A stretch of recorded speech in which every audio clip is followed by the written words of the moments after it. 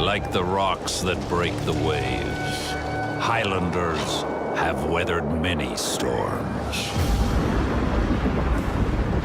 Ancient alliances kept their lands safe, but their oaths have come due. They join our war out of obligation, but they are not to be underestimated.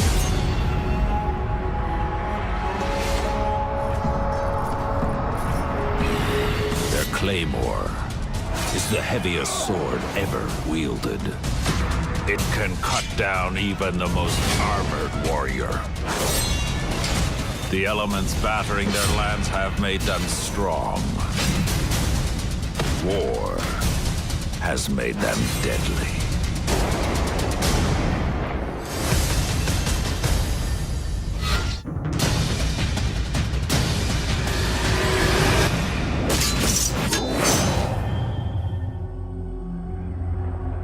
The roar of the crowd can be intoxicating. It can give you the edge you need to defeat an opponent. It can also seal your fate, should you lose favor. The arena is not a battlefield. The thrill of the fight has waned. But how will they fare in all-out war? Gladiators have risen the ranks of fighters and have run out of challengers. With their trident and shield, they charge into the fray. Their armor minimal, and their bravado staggering. It is now time for gladiators to fight. For something greater than themselves.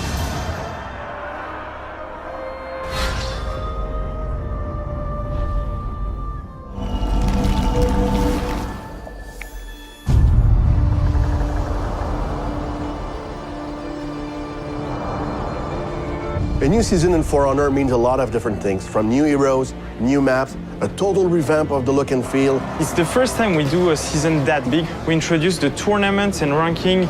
That's a huge activity that players were waiting for, where they can really play against others and show that they are the best at the game.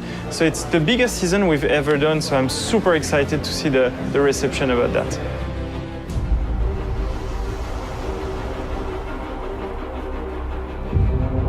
Once a player understands the matchup of all the different heroes, we want to bring new one, so it shuffles the battlefield. We're bringing two new heroes to For Honor.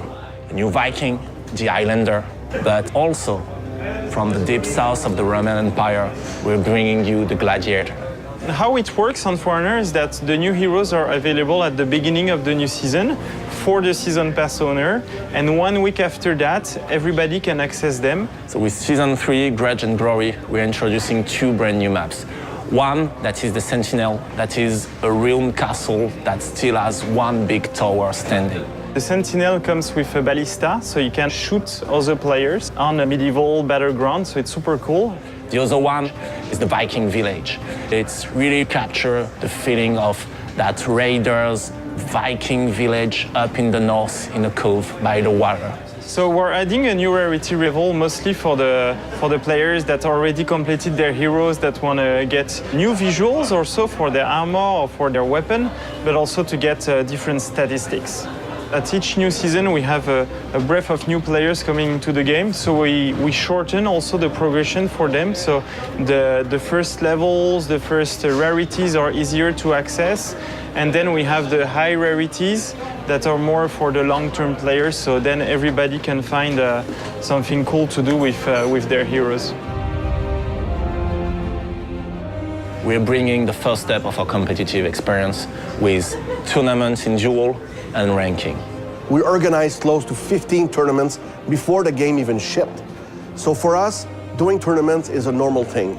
We paid very close attention to what the community has been doing and all the tournaments that have been organized. So for us, it was just a natural step to bring a competitive feature into the game. That's one of the cool things that the new season, yes, it's 2 new maps, 2 new heroes, but we're also doing a lot of improvements on the site. The UI team, for example, worked a lot on is the heroes menu.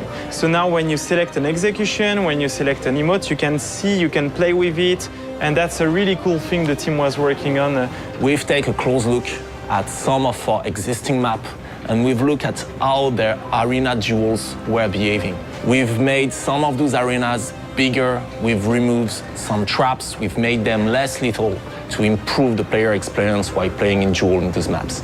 Our intention with Grudge and Glory is to bring a breath of fresh air into the For Honor experience. Because basically what we've done since launch is that we fix stuff, we've improved stuff, but on top of that, we're adding new content, we're building new content for each new season. We're adding ranking, we're adding new improvement to the customization system, we're adding new feature to the metagame.